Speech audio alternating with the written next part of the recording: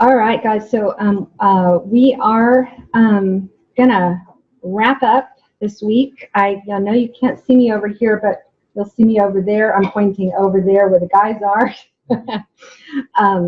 Lisa Reed is going to come and talk about her dissertation project, which is a rhetorical historiography that deals with these penny immigrant guides that I've mentioned, and she'll share an example of it and talk about how she ended up with that.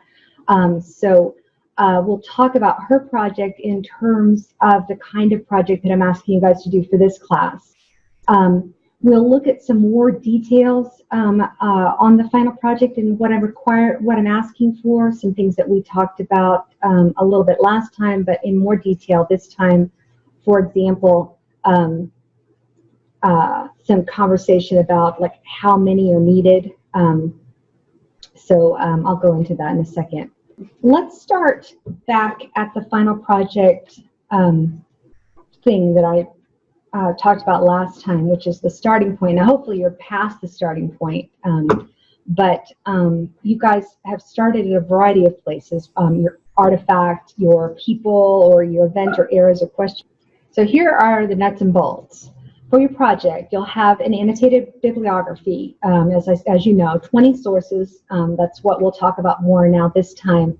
And I also want you guys to have an introduction that offers the context for your annotated bibliography, that kind of identifies the questions that you're interested in, how you ended up going this direction. I'll show you an example of that in a second.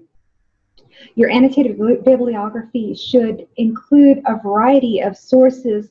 Most of them should be secondary sources, which I'll talk about shortly as well. But I would say probably about 5 of them should be primary sources, and then you're going to present to us. So I'm going to show you examples of all of these things and shortly. Oh, here we go. That's what I wanted to say. It's right here. 20 annotations, including our assigned course text. You don't have to use all of our assigned course text, just the ones that seem relevant. Some of those might not seem immediately relevant. So the difference between secondary sources and primary sources, you probably know this, but just as a refresher, someone who didn't have firsthand experience with this from a historical project, they're scholarly books and articles. So these are things like what we read for this course. These are works that interpret these primary sources in this case, because we're dealing with rhetorical historiography. And then for the primary sources, then those are the first-hand testimony, the oral history, the artifacts themselves. They're things that were created at the time or at the moment that those events are occurring. And some of you guys are looking at contemporary things like Daniel, and some of you guys are looking at things that happened, whatever, that 20 years ago? Has it already been 20 years ago with that Bush era? Yeah? Yeah. So thepunkvoter.com for that. So these are original documents. The creative works, too, if you're doing literary analysis, then the books that you use, the poems and so forth, those are all considered primary sources. So the thing that you're analyzing, the thing that you are trying to understand, the artifact that is the launching point, that's the secondary, that's the primary sources. So your citation, I want you to have about 4 to 5 keywords, and we're going to talk about pulling some of those from your current projects. You've already done some of that. Summarizing and synthesizing the source in about 5 sentences. We've talked about this rhetorical précis as being a model. If you do that, I would say, the author in the in the title does blah, blah, blah, and here's how they do it, and here's why they do it. But I would go ahead and skip the to whom there, because most of them would be for scholarly audience. There's Lisa. And we're recording this so folks can hear too. No, yeah, do. And then the other thing, though, that you're doing that is beyond the rhetorical précis is a couple of sentences that tell your future self what drew you to this source in the first place, what might be useful for it. I've also included a link to this, and there's a transcript to it about what is an annotated bibliography. So if you're interested in that, you just go to our, that's playing in the background, isn't it? And there's a transcript anyway. What is an annotation? How does it differ from an abstract? What is an annotated bibliography? And there's some examples. So, but the goal of this is for you guys to sort of lay out a potential project, as I've mentioned.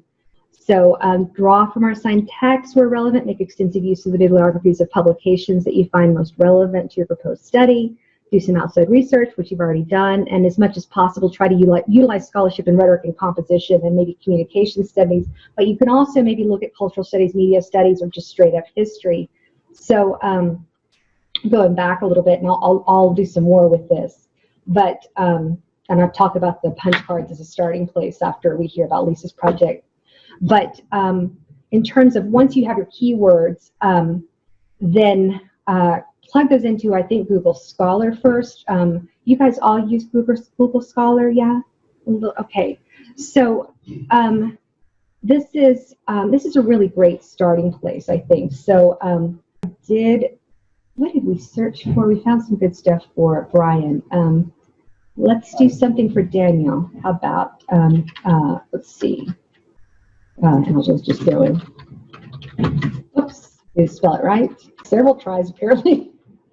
Citizenship. And then we want to add rhetoric and composition or something similar so that we can, hopefully we can begin there.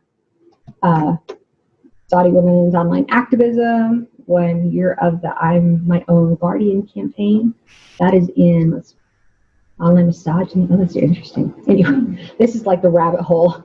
Political rhetoric in Saudi Arabia in the 90s, Saudi women and the Muslim state in the 21st century, women in the Gulf War, toward an intersectional feminist rhetorical criticism. That sounds pretty appropriate. Even though they're not going to be dealing exactly with what you're talking about, these might offer some useful kind of ways in. So let's see.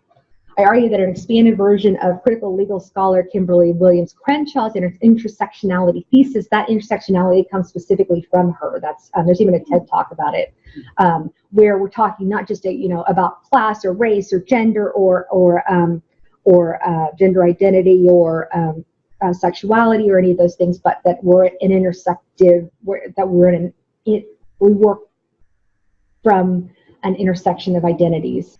That court case, right? The term came out of being, if I remember the anecdote correctly, the term came out of African American women not being able to file discrimination on, but they had to pick one.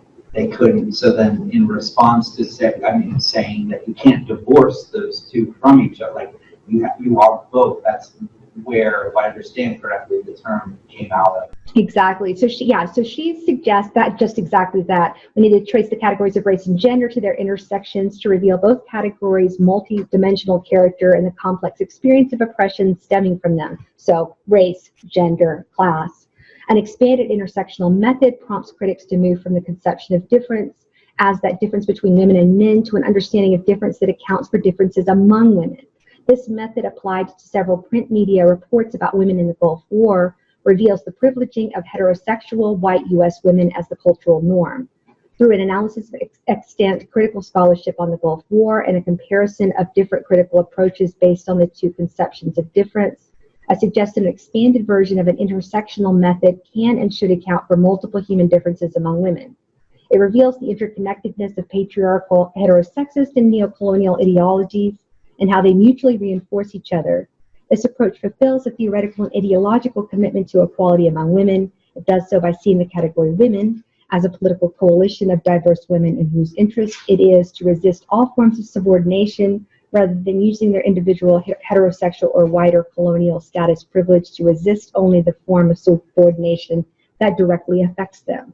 Okay, so keywords are difference, feminist rhetorical criticism, gender, heterosexism, intersectionality, neocolonialism, and race. Do you think that you would see any of these, this being of relevance to your project?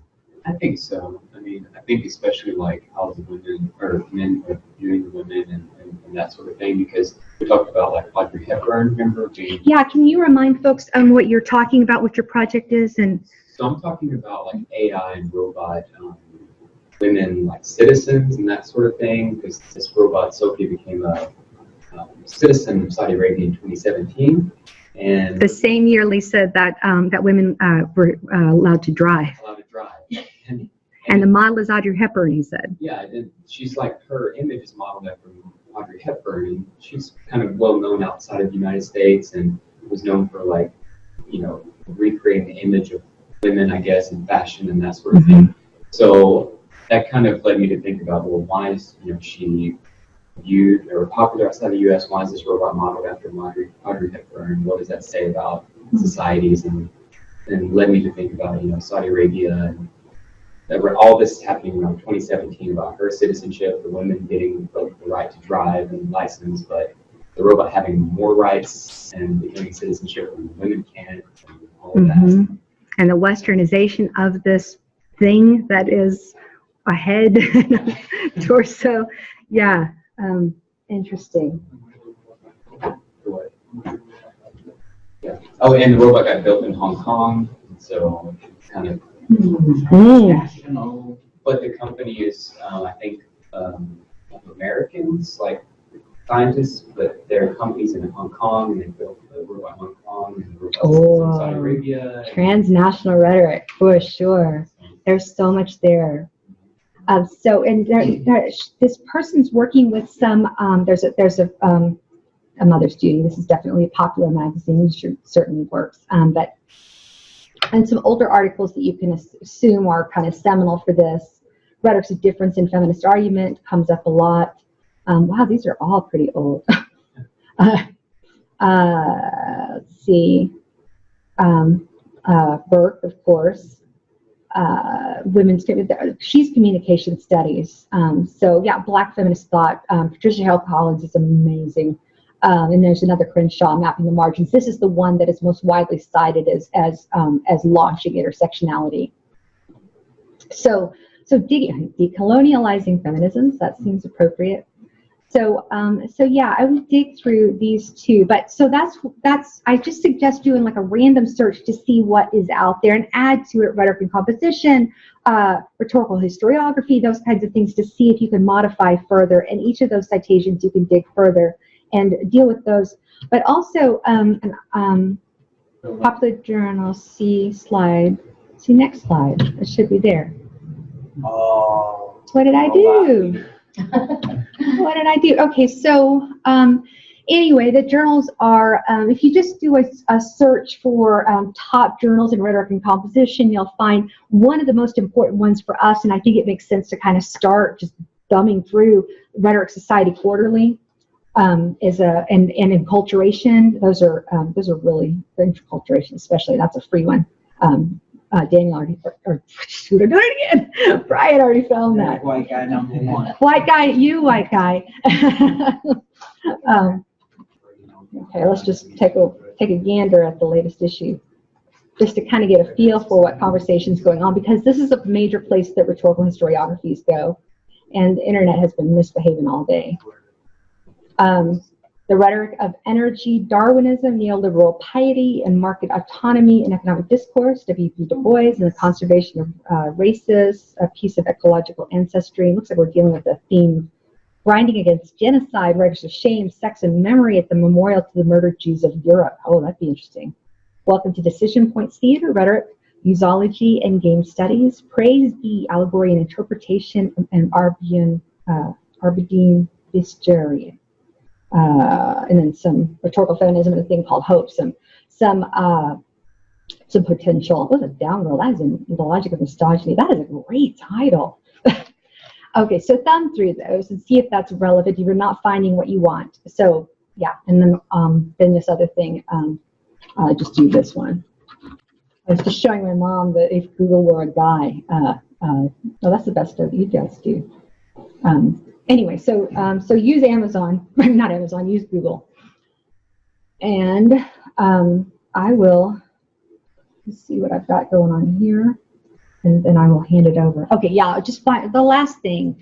And these are questions that while Lisa talks about her project, I'll ask her. But as you're doing a search, look for what others have written about whatever that starting point is. And so we'll talk more about that. But Brian's is punkvoter.com, and Abigail's looking at street signs in this particular intersection in New Orleans, and Savannah might be looking at atheistexperience.com, which is a bunch of videos about people talking about atheist experiences, which I think is really interesting. She has another LGBTQ project that she's exploring.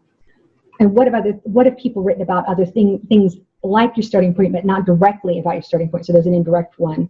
Or adjacent. What have people written about things not exactly like your starting point, but starting point adjacent? So we're not talking about punkvoter.com. We're not talking about punk music specifically, but we're talking about music more generally. We're talking about maybe counterculture.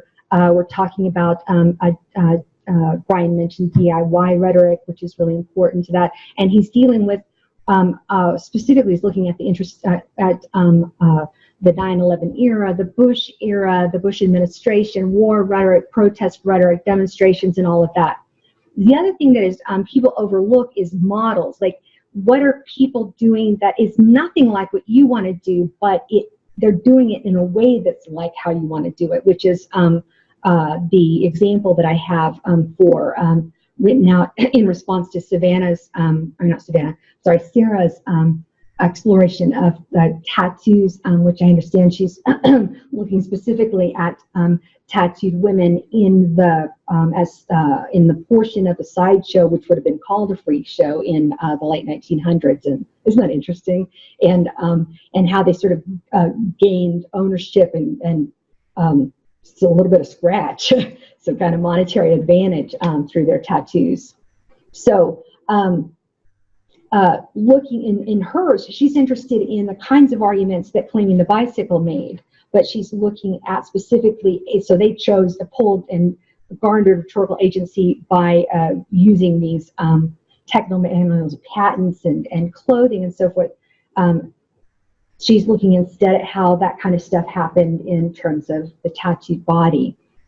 So at the bottom here, I have an example of the annotation, Amy Wan, Producing Good Citizens, full citation. That's not actually how you do a citation, but you guys do it right.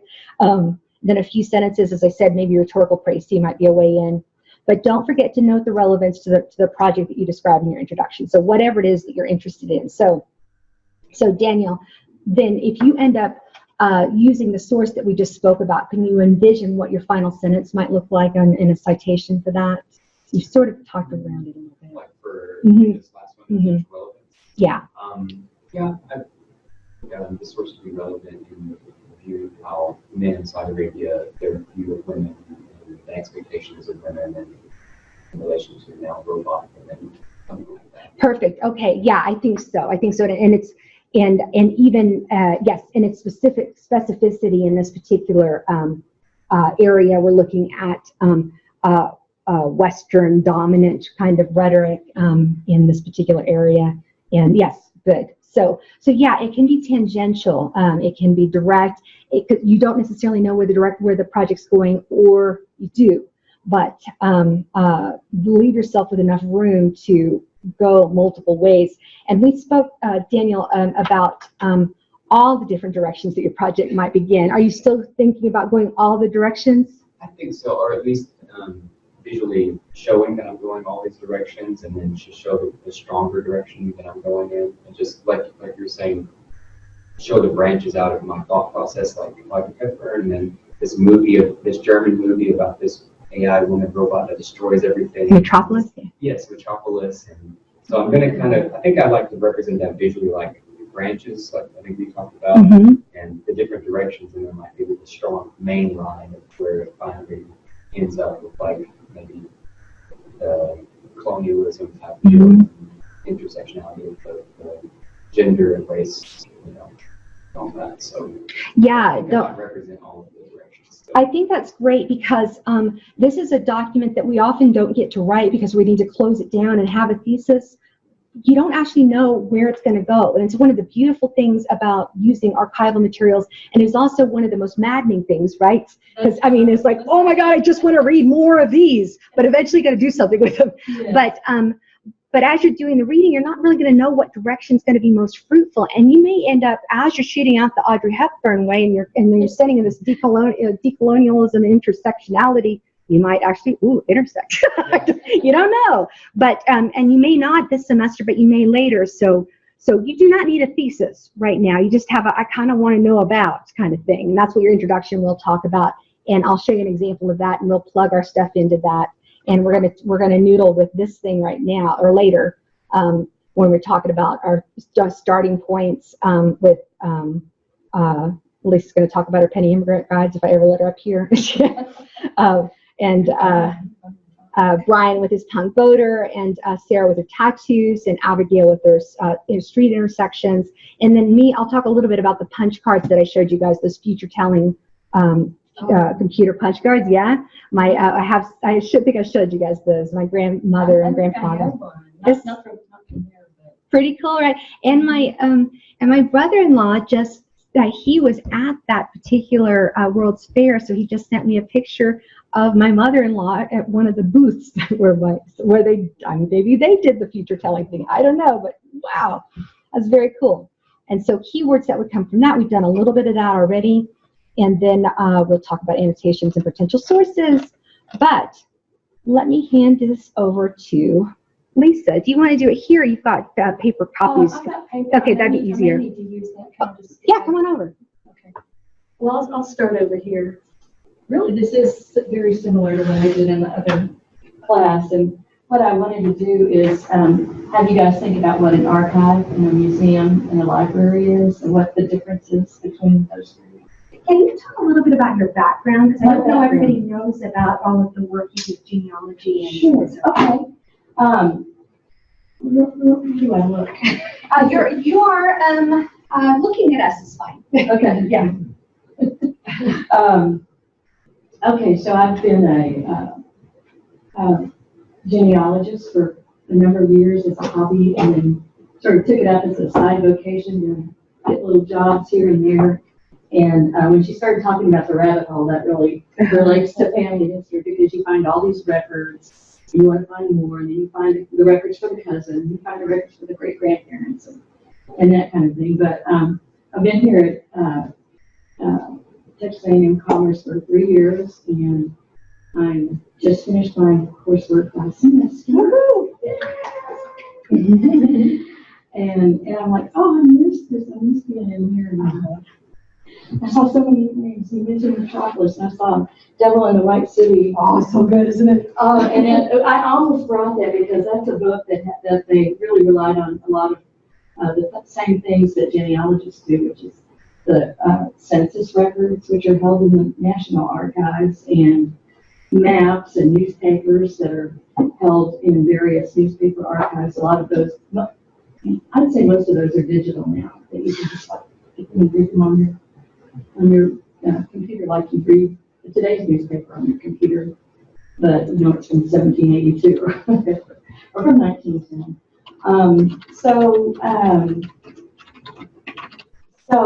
eventually, my interest in genealogy and local history and that kind of thing led me to this penny immigrant thing as something that I'm going to look at deeper in looking at the rhetoric of it. And do you remember how you ran across that? Yeah, I did. Okay. I had had an interest in people going west, the American story, you know, Go West Young Man and all that, and the Gold Rush and the Oregon Trail. So somewhere in my reading, I ran across this book called The Oregon Immigrants Guide. And so it literally was, and it's with the immigrants, the people moving out and moving to Oregon. And it told them, you know, what trails to take, and what stations there were, and what Indian tribes to look out for, and what the situation was with the train, if there was a train at that time or not.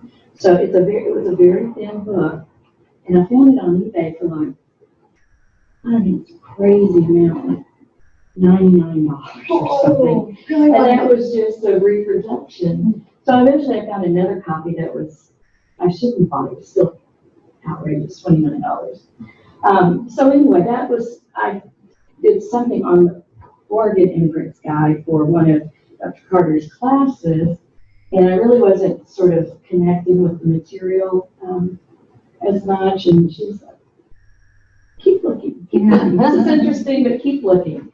So I was gonna, I guess, show you a few things. Is that all right? Please, yes. Okay. That are, and you guys have all seen this. Marie, you're gonna have to be my audience here. No. So I just brought a few samples. One is a recipe.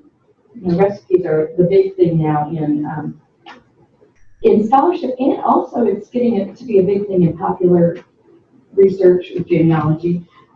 People say that these church cookbooks, you want the church, sort of the local church, would have everybody in town contribute a recipe. So-and-so chiffon cake, and so-and-so spaghetti, and whatever, and so-and-so's enchilada bake. And at any rate, they found out that this is probably the only, this is like a city guide to women. There are city guides for like the farmers in town. And so they just, George and Hiram and Otis and everybody, and wherever it was, where the kids were. So you want to find them, you got to go to the cookbook. But anyway, I found this cookbook in my files from my grandmother, and it says Rosa up here. That's my grandmother's handwriting. Rosa was her sister, and then it's just a regular recipe. And so this one doesn't tell a whole lot. Some of them do. Some of them have, like when they first used them and why they first, who they made them for and that kind of thing. But anyway, you have these kind of things in your own home, and those are your own personal archives. Okay. So I mentioned eBay and buying stuff off eBay and how crazy and how fun that is. And a lot of stuff is on eBay that it's like priceless and irreplaceable, and this is one of those things. This is, and I've seen all this too, but this is a diary created in 1867 by a young man aged 14. And he's going to school, and he tells all of his homework. He has to do French that day, and how many pages, and how he got in trouble, or how he practiced the organ. And he practices his autographs and draws pictures of funny men. He mentions that day that they mourned over the anniversary of Abraham Lincoln being gone. I think it was on his birthday, Abraham Lincoln's birthday. So you guys can look at this. It's irreplaceable, but it's not in good condition at all, so you're not going to hurt it. And he grew up and lived on Gramercy Park. His dad was extremely rich. He was a merchant, which was a class of a social class in New York, and they would import all kinds of statuary and furniture and all kinds of stuff that probably doesn't belong to people in other worlds. So that is. Piano piercing Georgie's cold watch. Weird. Yeah. And they tell when it's cold or when it's snowing. So if you're going into fiction, or even if you're going into history writing, you can find these things and you'll know, you have like a little meat to add to the bones of what was going on at that time.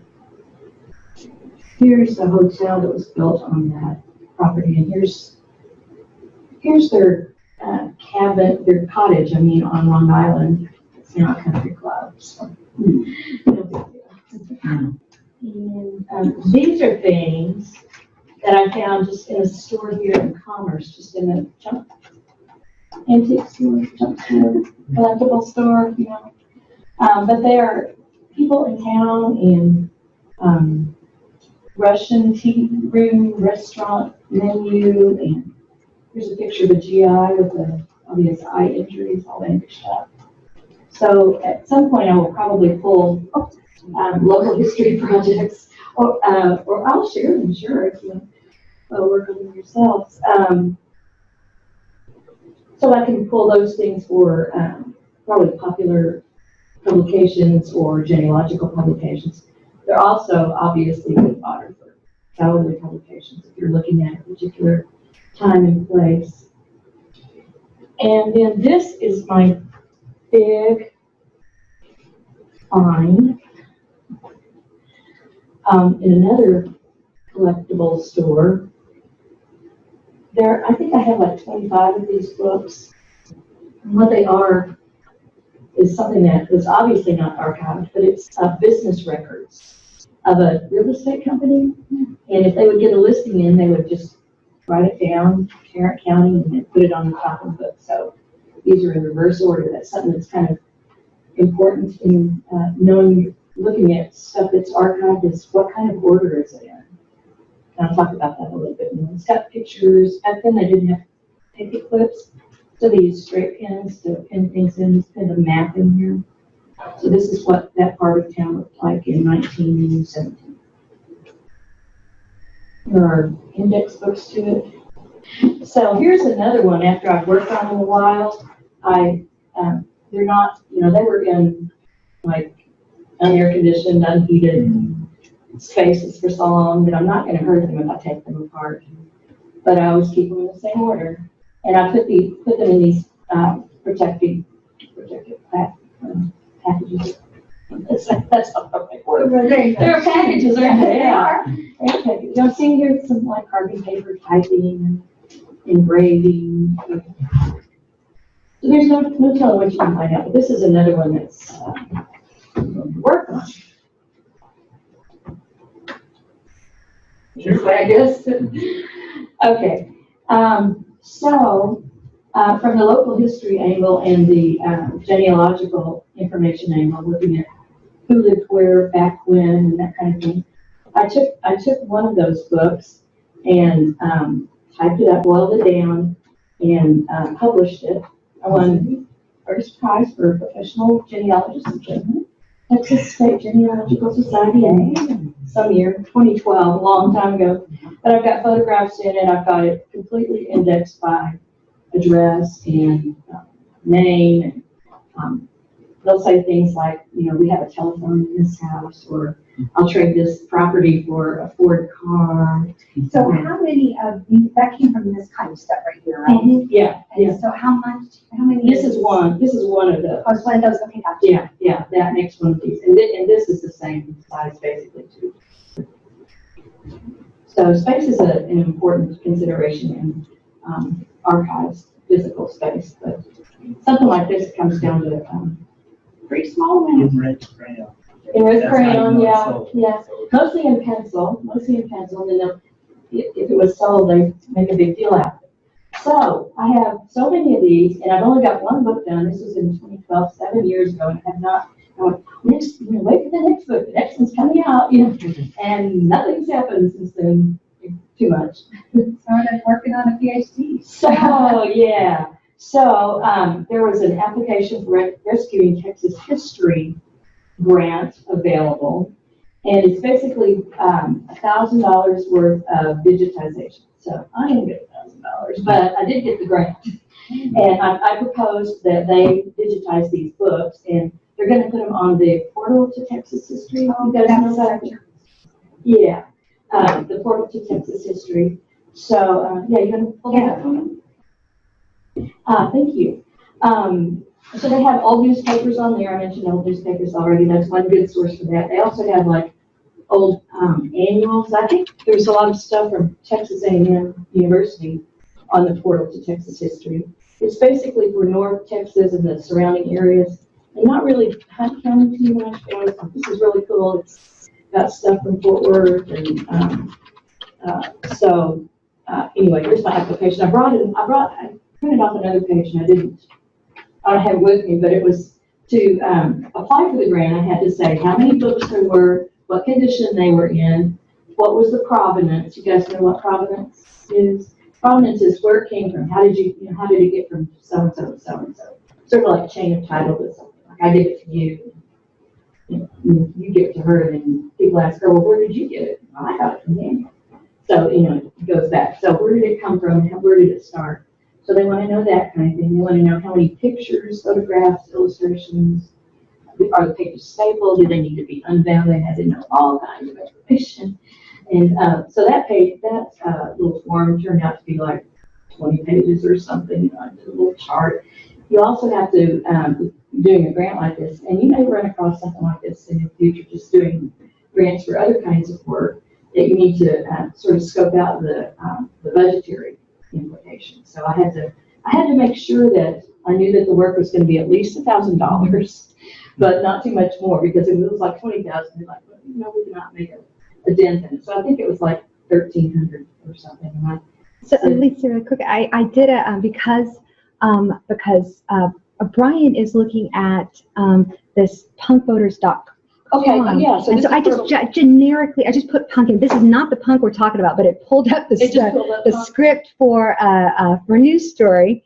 And it's to Texas history. Yeah, in Fort Worth, 4 members of a teenage car theft gang are sentenced to the Gatesville State School for Boys by District Judge Deb. So these are like punks from 1959. He recommends that haircuts for each of the defendants be included in the sentence, and the judge so orders. The youths were arrested, and they wrecked their stolen car following a high-speed chase by police. They admitted the thefts of several cars in recent weeks.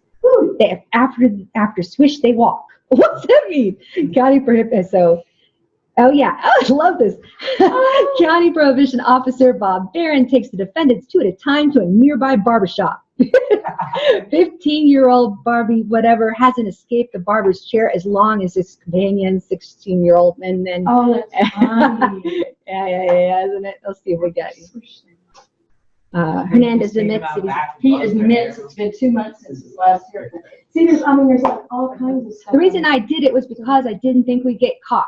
The Russian officer gets a haircut too while waiting for the 2 youths. Hernandez takes his new hairdo in stride, says that he's going where he's going, he won't need long hair anyway. Oh, Katrina's here. Katrina. Hi, Katrina. Doug-ish. She's not mine. Okay. Okay, so anyway, Lisa, I got excited. So. No, thank you. So, yeah. So define your pump. It's or don't. Or don't, yeah. See what you think. A really quick question. It says here, this is the real estate book that you wrote, Telereporting. It says the listings reflect cultural attitudes regarding ethnicity as well. Property deemed to be suitable or not suitable for African Americans was marked accordingly using the term Negro. Are we talking about redlining here? I don't know if I knew that term at that time, but it may be. So maybe redlining, it may be just like, this is just a So we're talking, so like these are no African Americans here, yes, African Americans here. Yeah, this would be suitable for colored people or whatever. And so that means they can't live other places, they can't live here, yeah. Yeah, so I don't know if it was like actually, at that time, if it was. Same concept, yeah. But it's the same result, yeah. Yeah, they're going the same place. So, let's see, where was I? Say hi to critique. Yay! The digitizing the grant couldn't cost 100. Oh, yeah, the money. Yeah, so there's always a budgetary consideration to everything. Mm-hmm. And so you have to figure all that out too, and send it in, and get it in on time, and, all that stuff. But I did, and I got the grant, and now I have to take them up there, package them. I kind of want to go up there on Sunday. So I'm going to do that. So I've still got the Oregon Trail and the Oregon Immigrants Guide in the back of my mind, and still doing projects for school. And so I just started Googling Immigrants Guide, and the one for the penny immigrants came up. And it kind of captured me. It was just intriguing to me because it was kind of work and wages. And I thought that was really interesting because it was something that was written to people.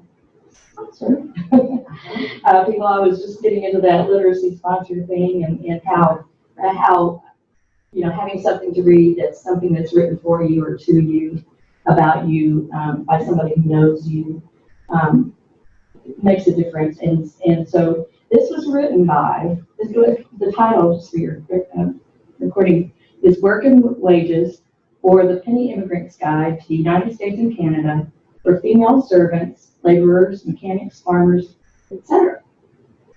And then it's got a containing thing. I don't know if I read the containing. Containing a short description of those countries and most suitable places for settlement, rates of wages, board and lodging, house rent, price of land, money matters, etc., together with full information about the preparations necessary for the voyages, instructions on landing, and expenses of traveling in America with independence.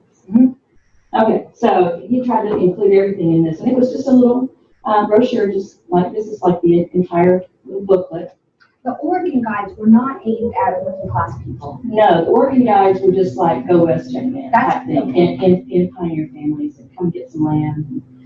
Oregon was probably still English territory at that time, so it wasn't even really the United States at all, but it was like come get some land. Okay, I'm sure. Anyway. Yeah, it was kind of crazy when they got farther west. Yeah, so but this one was aimed toward like what do we call lower classes? Laborers. Laborers. Okay, related to that class, and including farmers, which in the United States became sort of more independent, I guess, than laborers. They became like masters of their little domain. Okay, so and then the thing about that really caught me was the female servants. And I thought, well, what, how are they included with this other group that's obviously all men? What makes their work different from the laborers and mechanics and farmers, that kind of thing. So I've been looking at it. What are some of those highlights in there? Like, do you have any punk haircut stories in there? So American stuff, stories. You can't see this is bad original copy, but it's a man in rags, and he's got his kids in rags and a little burden, a little bag with all their belongings on his back, and it says "As I was." So that's their audience, that's their readership, and the hope is that they're going to come to America, and even though they're in this condition, they're becoming a mechanic in the United States. It's going to the world they I don't know where to get money, but there were immigration societies, the churches, especially the Catholic Church for Ireland, because this is basically aimed towards Irish people. That's interesting too. Yeah, we kind of Fighting poverty, we got an answer. We got potatoes. Yeah, they got potatoes that are growing, and people are eating dirt and stuff, literally. But so they've got the readership. They've got how much you should pay for the ship, and how much you should not pay. Don't go to this mountain. Don't talk to these people. And talk to these people because they'll help you. If you find this particular society, they'll help you get lodging. Have you guys ever seen the movie Far and Away? Yeah. Far and Away. Yeah. They come from Ireland. They go through this sort of experience. She's actually rich, but she kind of has to come in. She's not. Anyway, but so it shows the little tenements and everything that they have to live in, and they have to share, rooms and jobs, and they get cheated all the time. And so they go west, Arkansas. Boy, I get off track. No, it's Talk about rabbit trails. a mess. So they would have been. Let's see, the price of land if you were going to buy land. So let's see, the fixed price for land in the United States was $2.50 an acre. Well, that's good to know. Cost of passage if you're going to Quebec. Canada welcomed a lot of people too. A lot of the English people would go to Canada, and they would like, okay, we're English and we're forced out, but we're going to go to Canada and we're going to recreate England. So they would have like tea in these little cabins out in the woods, and they would have curtains and all this kind of stuff, and that was quite the same immigrant experience. They've got how much food that you are allowed to bring onto the ship under British law and American law, what the money is, how much money you have, and how it translates to American money, what the voyage is like on arrival in America. So there's your things. Do you know who who put this together? This is put together by a man named Vera Foster, and he really put it together as a charitable thing because he sort of was some kind of philanthropist. So gearing this kind of book directly towards this kind of audience was by him seen to be a good work, try to help them out. They came to America and they weren't raised up in society a whole lot, but they were sure a whole lot better off than they were in Ireland, particularly, and even in England. But and so he sold these by subscription. And so he says in here a few places, if you found this helpful, please consider a subscription. Please consider, those of my readers who approve of, he says it differently, who approve of the above proposal are respectfully requested to collect subscriptions of from 1 penny upwards in aid, and to remit the amount in postage stamps or post office order for me to the care of my publishers, or pay to my account, my bankers, and that's who they are. So it's kind of like Patreon. Does he sell, that's a good point, does he sell ad space too? No, this is all text, no ad space. I don't think the Oregon one has much ad space either. Just wondering, so-and-so needs a maid and, Yeah. here, but no, okay. Yeah, those were definitely in the newspapers at the time, though. That's something that comes up in Devil in the White City is a lot of those ads were suggesting how send a picture and Yeah. so there was a lot of rhetoric going around through the newspapers from and also from public officials saying if they ask you for a picture, don't do it. Oh, really? Yeah. They were There's caught on back something then. wonky going on, and there does have to be a serial killer. We don't know about that yet, but Yeah. Well, Most of the Bible guys, what they wrote for years, and then grad students might be coming in. good point. That's a good Yeah. genre. That's a very good There, genre. you know what? I have a stack of those that my stepmother gave me. I can bring them up and just over there and sleep. Oh, that'd be great. So is that your proposal? Okay. So we were in your class about being a student and worked on proposals, and we did like several iterations. Yeah, we were. But since then, but you did one for the working class conference. Yes, I did.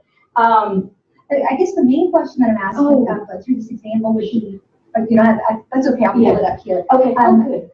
Is that to take off your genealogist hat and put on your rhetorician hat, how does that differ? Well, how would you treat that if you were working at it as a local historian versus how you are as a rhetorician?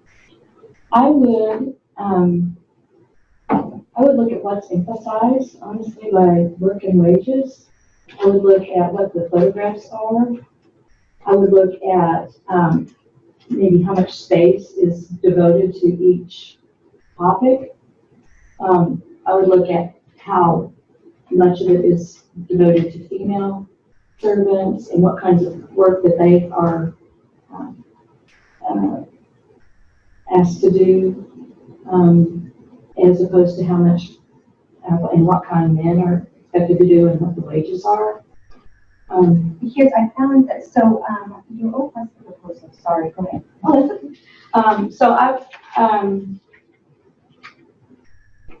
So I guess I would do like a lot of audience analysis, a lot of analysis of how I know who he's talking to, or how I can presume what he's saying. That's it. That's a rhetorical construction of what it is. So, because I would have to go back because I can't talk to here. No, you can't, and you don't need to.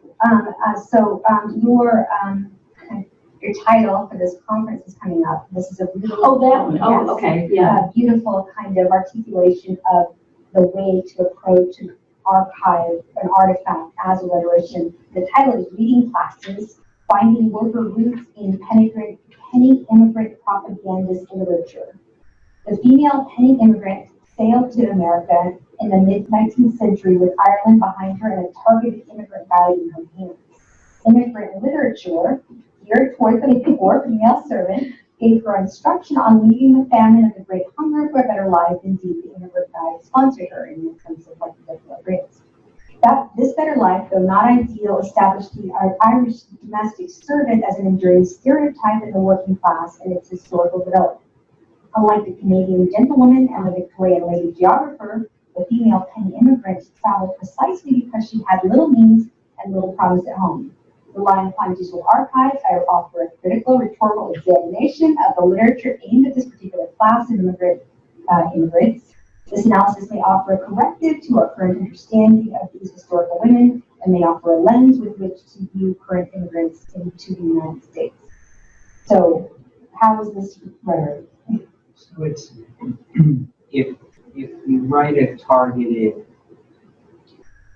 book, guide, advertisement to somebody, you're trying to almost like pulling in a mark in a sense, like you're telling them what they are as you're telling them what they're going to do. Like, because you can't get people to do a lot of work for no money unless they're convinced it's their only choice. Right. So you have to simultaneously offer them something, but only offer them as much as little as you can get away with based on what you would tell them about themselves. Right. I mean, potentially, and when you know, might look at things like how pedantic is the rhetoric. You know, does he see himself as super removed? Is this sort of doing them a favor kind of thing, or you know, what can we read? Like I was gonna say, is there like certain words and you get like persuasive language, you know, to persuade them that this is how they are or this is what you can become. So maybe like analyzing certain words and terms that pop up over and over again. Right. Yes, Yeah. for sure. I think you know We'll talk about what's the ideal and what a gentleman does, and yes, how is he using that phrasing to teach them how to act right? yeah. Okay, so assuming that they don't. Yeah, So, they're going to be gentlemen, so here's what gentlemen do. yeah. Yes, good citizen. Yeah. You don't want to bring an enormous quantity of unnecessary baggage. So just bring a few little things and burden on your back. It'd be interesting if you could put that text. Remember that resource we had in Digital Humanities called Buoyant, I think, or something, where you could put the text in it. Yeah, and it would count how many words and show you what the themes pop up the most and which words. Was that one of the linguistic ones, or was that a different one? General way. You can like put the whole text in it, and it shows you like connections, like, oh, this thing pops up the most out of these words, these terms, and it shows you connections and stuff. Yeah, that's the thing about digital archives. A lot of them are you know, where you can do a word search, but I haven't found one on this, and I've attempted to start typing it. That was important. Yeah, that buoyant.com is something, but I'll Maybe I could find something that can scan the words. I think it would be too. It may not be able to do that, but I think it does surprising things. You can drag, if it's digitized, you can drag it. You can drag it, because I was going to do it. I don't think I've done it anymore, but when we were spitballing what we could use it for, I was going to take nationalities. I was trying to peg certain images to a certain region of publication. So you just drag in electronic text, and it does it for you. Wow. And you don't have to set parameters. It tells you what's in there. It doesn't. It just says this is what this text is from, like a statistic. So you work from there once you get the answer. And then if you have a perspective like I think women and these words are going to go together, and men and these words, based on some research you've done, you can just dump the stuff in, and it'll tell you yes or no. I can do that. But. So this is something that's, like I told you, started out as a little paper thing, and then it went to microfilm. So there's like a little journey of, you know, this is like a microfilm trailer. I didn't print the head or the heading once, and like, oh, I didn't even print that. But anyway, so it goes from, you know, the original print to microfilm, and now it's on digital, and we need to get it to where it's where we can do the word searches or whatever. But maybe that buoyant thing will help. So a digital archives can be, you know, there's a journey to get it out there. Kind of like my stuff is going to be digitized, and those will be just the images. And maybe I'll have to go with them. Let's see, I did. So she was talking about other projects that I was working on. I did a talk in Washington on this, and I mentioned the Canadian gentlewoman, the English immigrant who had tea and had, and they would hire female servants in these little cabins.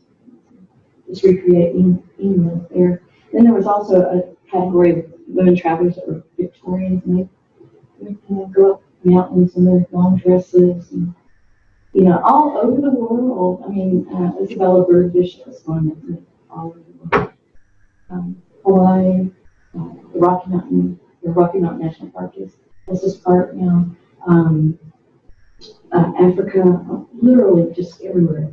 And so this woman did not travel because she was she could do that. Those were all sort of nobility or gentlemen. So I did the talk about that. So I used my work for that for another purpose, and then and she's talking about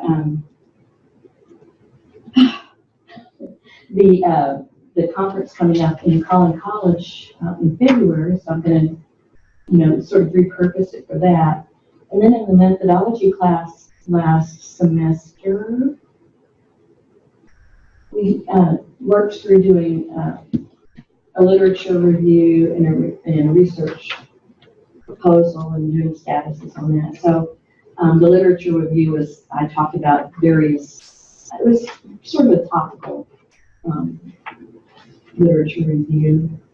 And I added in a lot of history. I did take a history course, and that's how I know about the Victorian lady geographers. Said about the spirit because the bicycle book. Oh, the bicycle skirts? They're gonna wear pants, and you're describing a woman climbing a mountain in a skirt. I'm thinking to myself, yeah, they just wouldn't let her wear pants. Yeah. Well, Isabella Bird did some kind of contraption. She would have had to patent it. She had to actually write sort of an explanation, sort of an apologetic type of writing. Not an apology, but like an excuse, like an apology. And I had to do this, and it was I was covered up, and it was very pure and clean or whatever. This is ridiculous. Yeah, and so she could get on the horse because she didn't want to ride. I mean, the Rocky Mountains back then were rocky. They were no different. They were, there are engravings in her book. So Lisa, this is the Voyant tool that we're talking about, and I just took. I have no idea what this is. Real quotes from A Real Moron. This is from the site that that Brian. These are going to be Bush quotes. Oh, is that? Oh, these are Bush quotes. Okay. The Bogders. Okay, so for during this snip, yeah, a little chart. So it's like appealing to whatever kind of. However your brain works. Exactly.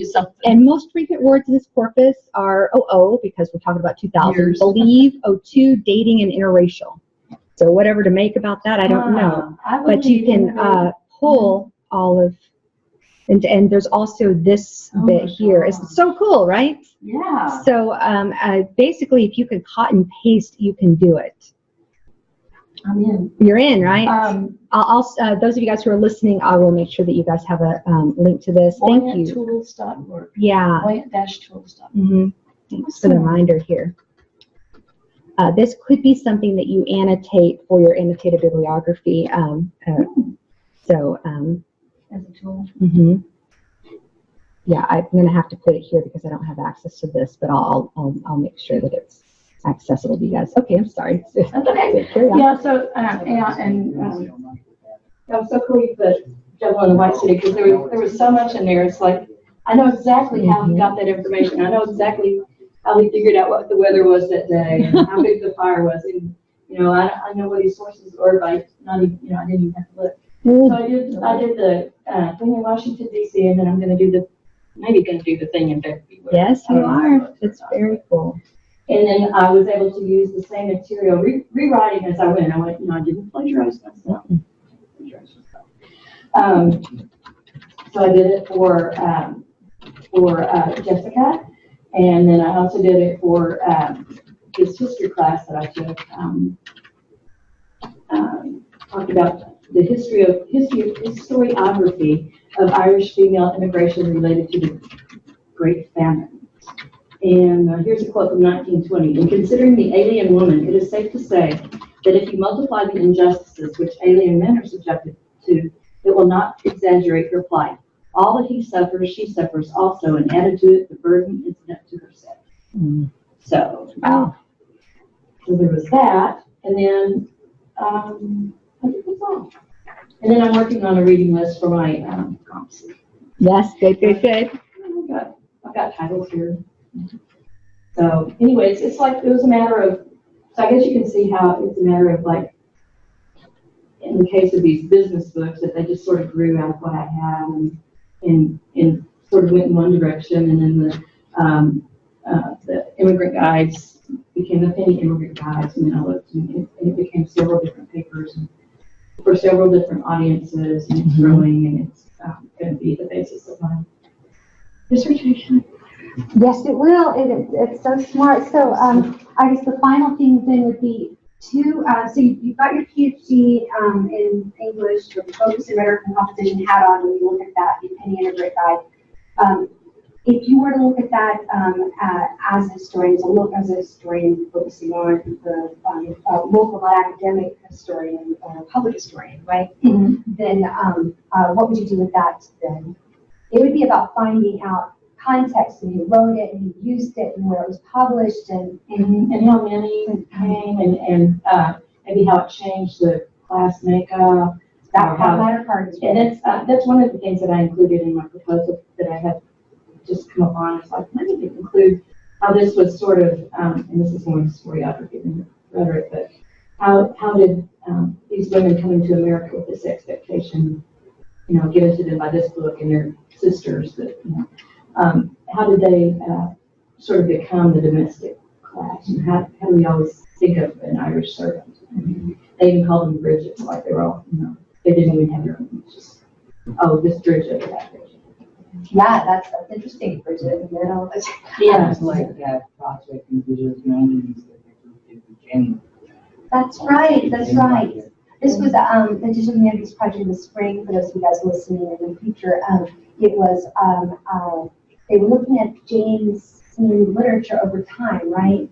Jane Austen, Jane Eyre, and Jane Doe, like the pervasive use of that name, which just reminded me of that. That was like the comments, like everybody saying like shorthand for woman. It's not married. Yeah. So Bridget, interesting. Yeah. So Bridget was the man, or the woman, I guess, Math or something. Bridget, yeah. So, and those would be interesting things too, as a rhetorician. Probably it would be in terms of like implications, because we're not necessarily going to be able to get at that until we have a deep dive into how this person who was writing this thing imagined the audience and to what end. And he had actually traveled to the United States, so he kind of he got some of this information on his own. She letter and that kind of thing. Oh, I misunderstood. This is not somebody here writing about that. This is it's an Englishman. It's an Englishman saying, "Go there." Yeah, yeah. Oh, I don't know what's going to happen to you when you go, but go. But considering the political stuff at the time, it probably was very charitable. Yeah. I think probably the nuance, the complexity of the reading when you're doing working with the rhetorician is distrust. I think because typically, I imagine that they saw it as charity, and I'm sure that he felt that he was doing a good deed for these humans that he probably knew nothing about, that probably didn't know any of. So, and why would I? But these poor little babies, it's just kind of the version of the slaves who need to take care of them because they're not humans. Or want to get rid of Infantilization. there, or we don't want to get rid of for the months some other place. Yeah, ship them off like they're like just doing the homeless. Yeah. We want to take their land. There you go. Yeah. It's sort of I genocidal in a way. wonder if he talks about anything like, okay, it'd be difficult, you'll lose your homeland and all this. I haven't seen That's anything like that. He said, no, it's greater. Go there. Go. Don't worry about what you're doing. Yeah, so like the stuff that he leads out. Wait, here, that the first one was as I was, and then here's as I am.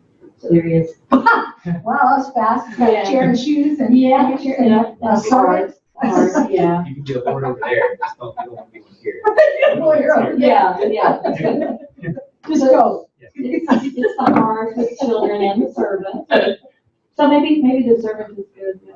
Or maybe this is, I don't know. It's hard to know, that's better rhetoric as well, I mean, how do they envision themselves? Right. And certainly inside. They issue servants as you get off the boat. Here's Chair is your your servant. servant. Welcome to America. Wherever you put your chair, that's your land. Nobody told me. Well, this was the 5th edition of this book. Wow. Yeah, and it says 250,000. So, woo, that's a lot. If it's true, that's true too. Yeah, there are millions and millions. Have you looked at changes over editions? That would be No, fascinating. I haven't got anything other than this one. There's another one that has different pictures, but it's still the same. It still has this, so it's like there were revisions within editions. Yeah, I'd be more interested in like what major, like what do they add? Right. Do they stop saying stuff? Like if Yeah. are they adopting, how do they sharpen a message? That's really good. As they Yeah. go, right? If it wasn't, oh, this whole, they're not reading this page, Yeah. or this isn't getting enough Yeah. people over here. I still see them everywhere. They're just trying to get rid of one guy down the street, so they just keep issuing the same. I forgot to hear that. Anyway, that's what I got. Any questions? I came here with you, we're related. Oh, so, thank you. Thank you so much, Lisa. This is great. Yeah, really appreciate that. If let's see, do you mind sticking around a little bit, or okay? Because It's like, can I come in Thursday? yes, please. We're out of Thursdays, but yes. We all want more. Yeah, we got one more. Come to see the presentations. Okay, so what I want to do is, I mentioned like the starting point, and so starting point keywords and research. I want to talk a little bit about that for each of you guys, and I did a little bit of a sketch. What we need to do is add Katrina here, but just a minute, and I will do that, and everything's all smashed together. All right. So what the heck was I doing? Oh. I want to add Katrina here, but let's talk a tiny bit about this. So I talked about the starting point, an archive, an event, people, and a place.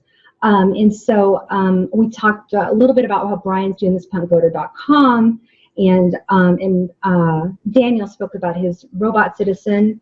We talked about Sarah and her tattoos, and a little bit about Abigail and his intersections. And Savannah is the starting point here, and I showed you guys a couple times ago those punch cards as for the future telling machine, the computer punch cards. There's some kind of bitey thing over here. These babies. So my grandparents and my uncle, all of whom are gone,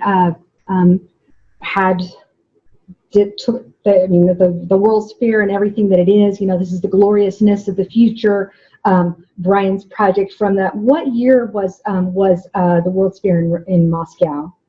Is that the 80s? Oh, that's the site. That's a permanent site. But I mean the origin story of it, because it started as a World's Fair. Yeah, I'd have to look that up.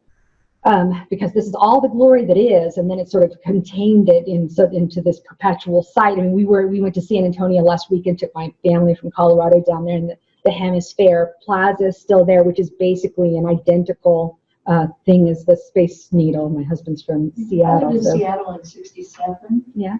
And I was fascinated by World Fairs as a kid.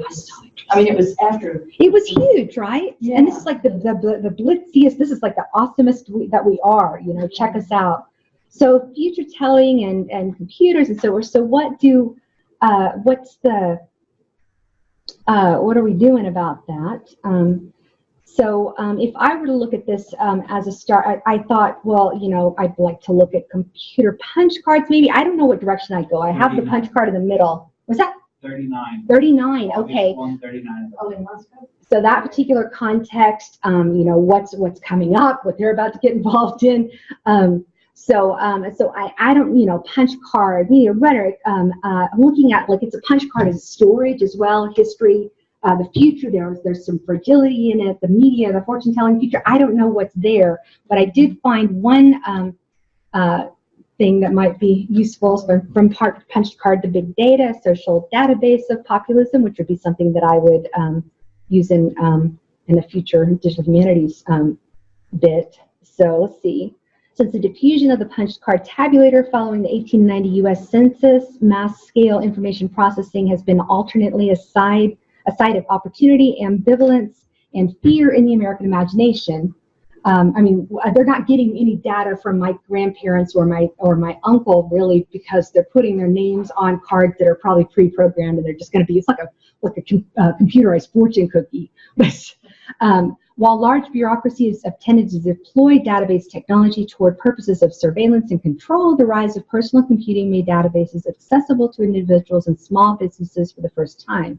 Today, the massive collection of trace communication data by public and private institutions has renewed popular anxiety about the role of the database in society. This essay traces the social history of database technology across 3 periods that represent significant changes in the accessibility and infrastructure of information processing systems. Although many proposed uses of big data seem to threaten individual privacy, a largely forgotten database populism from the 70s and 80s suggests that a reclamation of small-scale data processing might lead to a sharper popular critique in the future. Now, I don't care about census data, and I don't really care about computers in and of themselves, but it is interesting to see how these storage mechanisms work, and to think about these in terms of surveillance. I don't have any idea what project I would do that deals with these future-telling punch cards, but that's one of the sources that I could annotate, even if it has nothing really to do with the project that I can't even envision doing. Can I say something tangential about the please. census? It was a huge big deal because that was the first time that they used automatic data tabulation. And so they got all kinds of information about society. Surveillance. And they kept all this information in the Commerce building and in Washington, and there was a big fire in 1923, around in there. And they just lost it all. It was just gone. Oh, wow. Yeah, so fragility. Fragility. But that's what caused the United States to create their national archives. We didn't have one before that. Interesting. Texas archives were created in 1909. So we had one in Texas before there was one for the United States of America. That's interesting, and it, that makes me more interested, and it also made me think, oh yeah, census does matter. Certainly the rhetoric surrounding that right now in some really interesting ways. Yeah, so citizenship rhetoric, for example, and whether or not that should be there. Katrina, can you hear us? I can hear you just fine. Katrina, hey, welcome. I'm glad you were able to get to us. Sorry about this. We are going to be in this room and at this number, I think, Marie, next time. Let's see. Okay. You texted me a telephone number, and I used that. What your starting point was last time? Is it similar? Are you still thinking in those terms? Project? Yes, I'm still thinking similarly in those terms. I wanted to go during the break to put my hands on the actual archives at the Spelman Museum there in Forney from the 1800s. Post construction to about 1930s, 1940s. However, it was never open, but I did get a call today, so I do get to go and look at those archives that I've pulled sometime later this week. I just wanted to actually physically look at them. I have the text, but looking at the text is not anything like what we did at the beginning of the semester when we took the actual archives and we had a photograph, at least, that we could look at. Can you remind us what you're looking at specifically? Oh, okay. I was looking at newspaper articles, obituaries, anything that was printed and kept in the archives there in the Forney Spelman Museum. Okay, and you're looking specifically at the code. Oh, agency and coding, or the way that coding can deny agency. That's so good.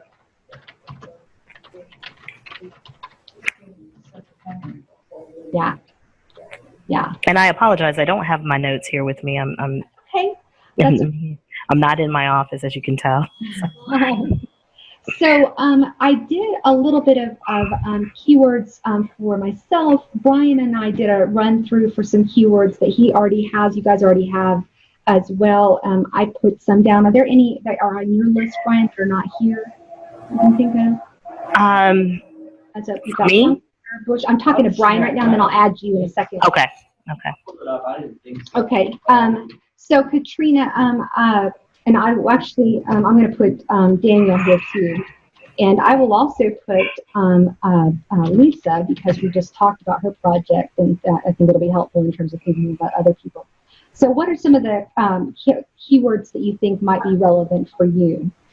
For me, it was agency, belonging, kairos, chronos, I see race, race.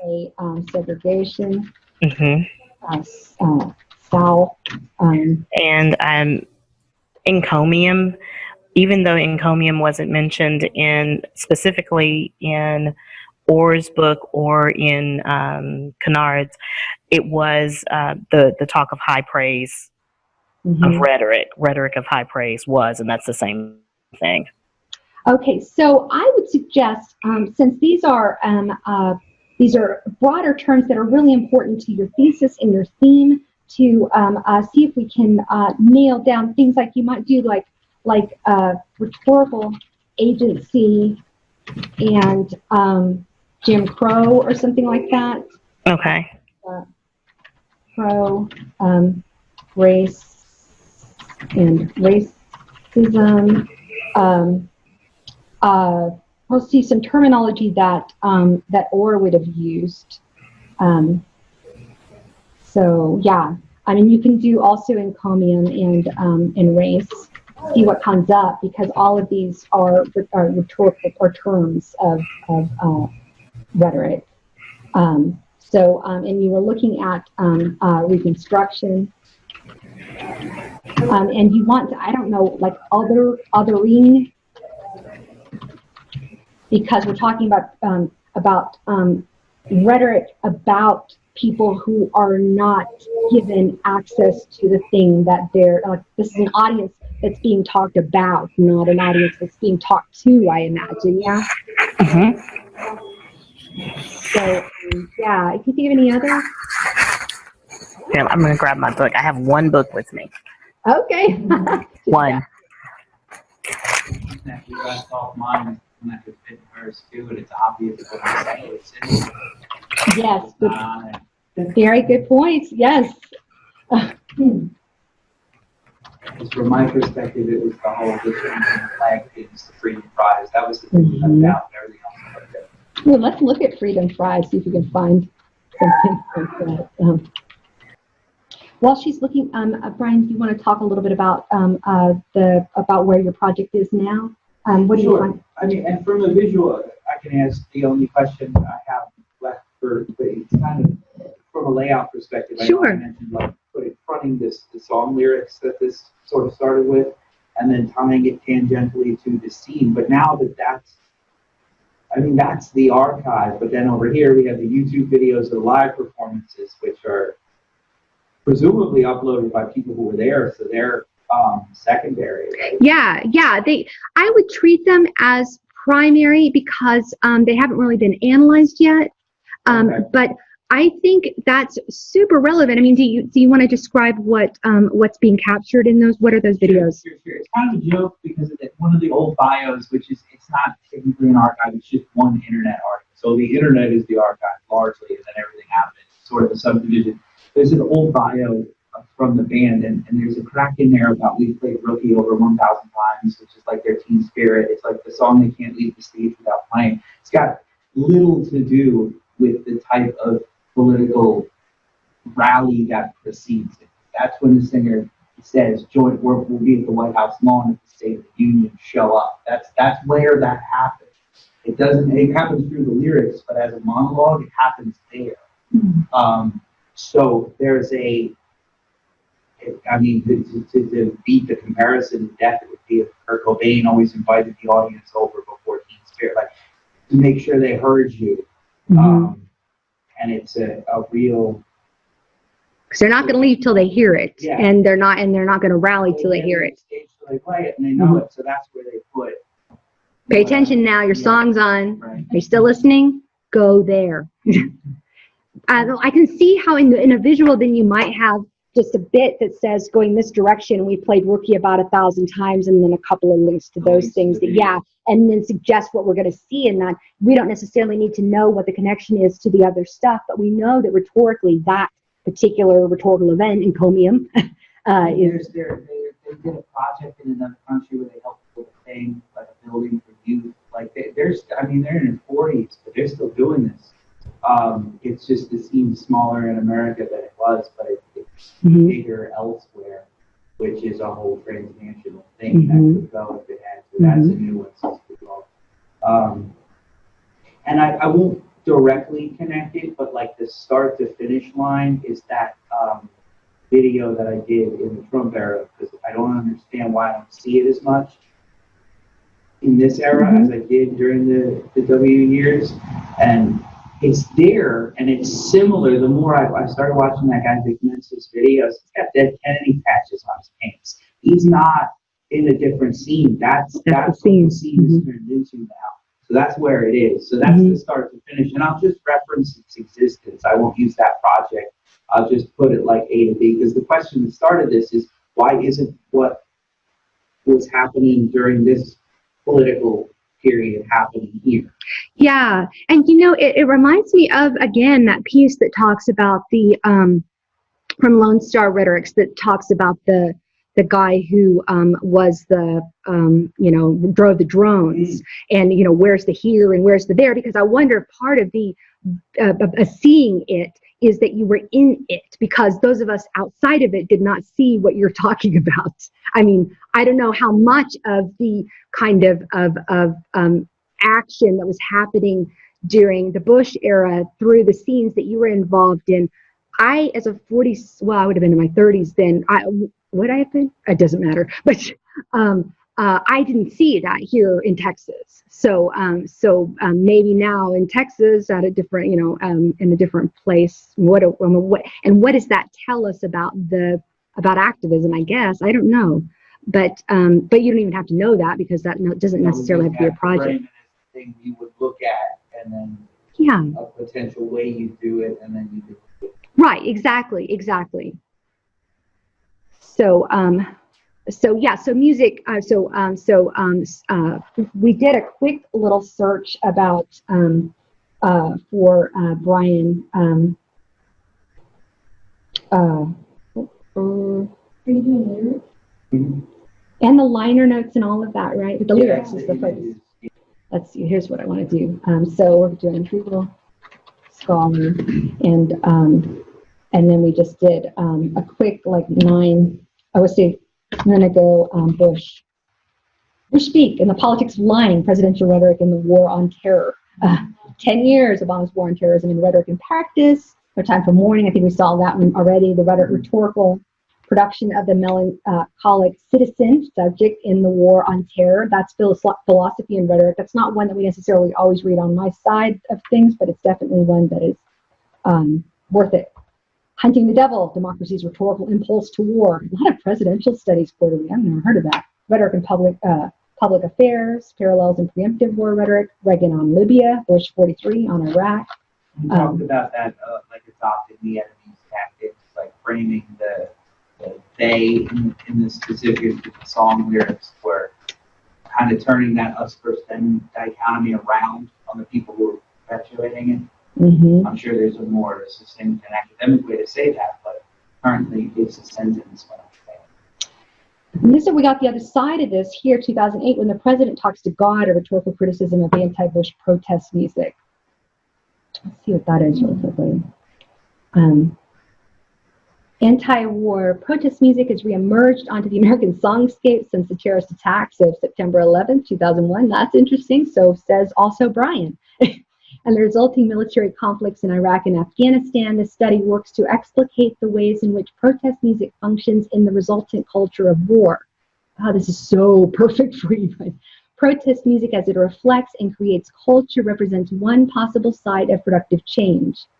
Chapter 1 examines Annie DeFranco's song Self-Evident, which was written as an immediate reaction to 9/11. Throughout the chapter, I argue that protest music has the potential to work as a vehicle for consciousness raising. Chapter 2, I consider the constituent elements in the Bright Eyes. Oh, I love Bright Eyes song that when the president talks about it. Is that punk? No, there's folk. That's what yeah, indie folk. That's everything I found before we started narrowing the Google Scholar search. That they want so badly to make it about Bob Dylan.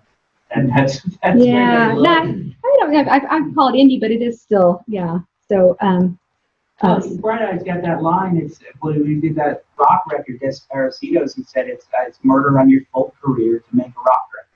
That's just what he thought he would. Mm-hmm. Well, I don't agree. He can say whatever he wants. No, I don't mind. I don't mind folk. Yeah, he's still going. Yeah, he is. Love it. Okay, so very, very interesting. And then of course, this is a dissertation. So pulling back and looking at some of the citations, I think. Friends don't let friends listen to corporate rock. Punk is a field of cultural production. That's certainly layered with yours. How to the people, the makeup reorganization of punk rhetoric. Anyway, there's tons. Punk's not dead. The continuing significance of punk rock for an older generation of fans. So the sociology, pop culture, so focusing on, it's going to be really easy to get off track too far, try to keep in the rhetoric and composition thing, but you don't have to stay there. Just like, remember, hey, I'm off field. Let me think about how rhetoric and composition might use this. But you can spend time out there in the world. We're in the world too, but all right. So, Katrina, did you have another term? Yes. I'd like to add, we have racism there, but Kennard uses accommodationist racism. And we talked about that at the beginning of the semester where Jefferson could have changed things, but did he? Mm-hmm. He liked to follow the rules, but he allowed certain things to happen that were against denying freedoms of others. And also borders. Borders came up, I think, across all of our text. There was some mention of borders.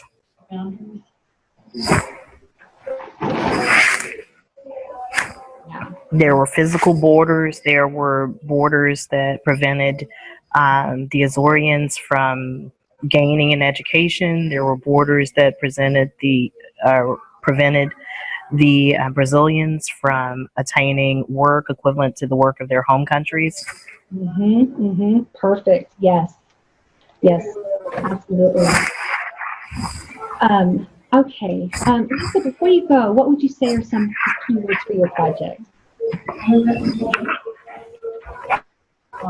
Irish, Great Hunger, famine,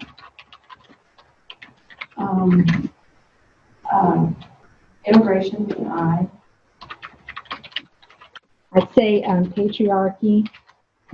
Citizenship. Oh yeah. Every time. Yeah, for sure. Always. Working class. Neighbor, servant. Bridget. There's something about chain migration, because they would always send money back for the next daughter or the next sister-in-law to come over and make money to send back home. Yeah, and in like the impulse towards philanthropic gestures that one might read charitably, but one might also read like, what are you getting out of this kind of thing? So that also goes, I think, with the patriarchal kind of multiple impulses there. Yeah, for sure. I think it's always going to be that case. Yeah, we always have mixed consciousness. So okay, yeah, thanks. All right, and Daniel, how about you? AI, robot, Sophia, Saudi Arabia, women's rights, citizenship.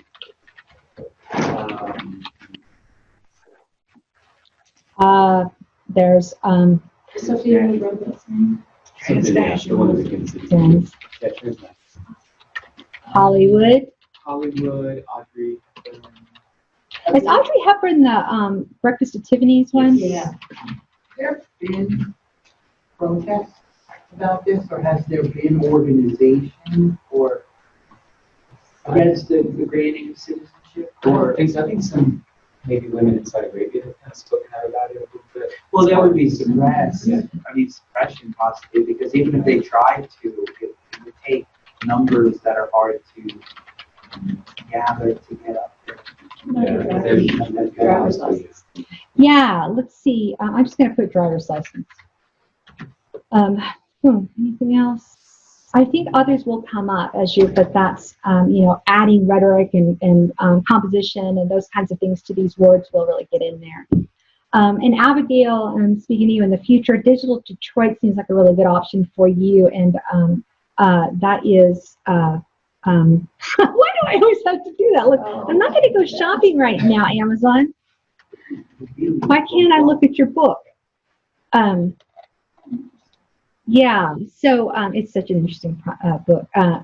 Since, this is definitely historiography, since the 1967 riots that ripped apart the city, Detroit has traditionally been viewed either as a place in ruins or a metropolis on the verge of rejuvenation. In Digital Detroit, Rhetoric of the Space in the Age of the Network, author Jeff Rice goes beyond the notion of Detroit as simply a city of two ideas. Instead, he explores the city as a web of multiple meanings, which in the digital age comes together in the city's spaces to form a network that shapes the writing, the activity, and the very thinking around those. He focuses on these most iconic places: Woodward Avenue, the Maccabees Building, Michigan Central Station, and 8 Mile, covering each in a separate chapter. So as Abigail's looking at plays, she's looking at street names, specifically in an area of New Orleans, inspired by another study of street names. I think a couple of streets in Indiana. Each of these chapters explains one of the 4 features of network rhetoric, something he calls folksonomy, which he uses terminology that might be useful. The affective interface, response, and decision-making. As these rhetorical features connect, they form the overall network called Digital Detroit. Rice demonstrates how new media such as podcasts, wikis, blogs, interactive maps, and the internet in general knit together Detroit into a digital network whose identity is fluid and ever-changing. In telling Detroit's spatial story, Rice deftly illustrates how this new media as a rhetorical practice ultimately shapes understanding of space in ways that computer applications and city planning often cannot. The result is a new model for thinking and interacting with space and imagination, and for a better understanding of the challenges network rhetorics pose for writing. And I also want to say, actually, I think his wife is a better scholar. he's kind of a dud, but no, he does great work. But Jenny Rice, her work this is about a distant publics. It's about Austin, and it's the same kind of place-based look. But in both cases, we're looking at the meaning of place. And in hers, she's looking at a lot of the Keep Austin Weird stuff. She's looking at gentrification specifically, looking at urban sprawl and left living. So he's looking at Detroit as this, this place that used to be of promise and glory and money, and now it's just part of the Rust Belt. But there's this other meaning that comes out of it. She's looking at how meaning happens in a space that is like Austin, that they just can't keep up. I mean, it's changing identity. I mean, we read the book, a whole section on Austin. Patterns of public discourse that have evolved in response to development in urban and suburban environments. And she's looking not just now, but going way back. It's an interesting story about a tree that the president then of UT wanted to remove, that a bunch of hippies went around and chained themselves to. But I think that's when he wanted the stadium. So a case studies, what she's suggesting is a case study too of development disputes that place the reader in the middle of real life controversies and evidence of her theories of claim-based public rhetoric. She finds that these methods comprise the most common. They're not exclusive vernacular surroundings development, and show how it's often counterproductive to its goals. That's interesting for you, Brian. Rice further demonstrates that these claims create a particular role or public's subjectivity grounded in one's own feelings, which serves to distance publics from each other and the issues at hand. In terms of why do people end up working against their own best interests is a perpetual fight and question in rhetoric. It is perpetual, it's consistent, and it happens. We see it. We're especially interested in it right after the most recent election. So So yeah, it happens all the time. Yeah. Why does it happen? Does it sound familiar, Brian? Why did we do it again?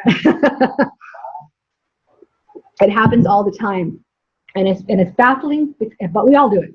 We just don't know we're doing it. But thank God for rhetoric. I had to look up when you started reading about Detroit, and it's sort of, and you mentioned riots, so I had to look up Newark, New Jersey, see if they had a similar book. Yeah.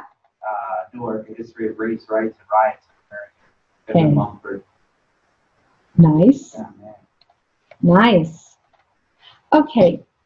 So Lisa, I'll let you go. I know you worked a long day. You're welcome to stay on. You keep No, I good. love this, and I don't have to turn in. Score. It's great. Welcome back. We missed you. Yeah, well, you do have to turn in a paper. It's kind of a big one. So, yeah. As slow as I can. No, you're doing it.